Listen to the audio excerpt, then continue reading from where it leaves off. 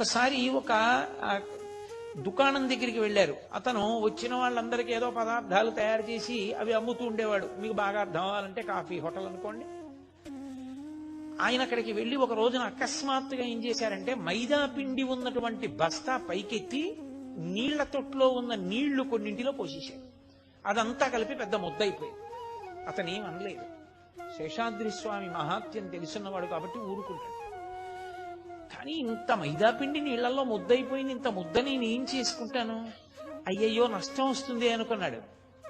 అకస్మాత్తుగా ఓ circus company వాళ్ళు తిరువణ్ణామలై వచ్చి, మేము గుడారం అవి వేసుకోవాలి, మాకు సమయం లేదు, నువ్వు 800 పరోటాలు చేసి ఇవ్వగలవా అన్నారు. ఆ మైదాపిండితో కలిపి తొందరగా పరోటాలు చేసి ఇచ్చి ఆ రోజున విశేషమైన లాభం గడించాడు.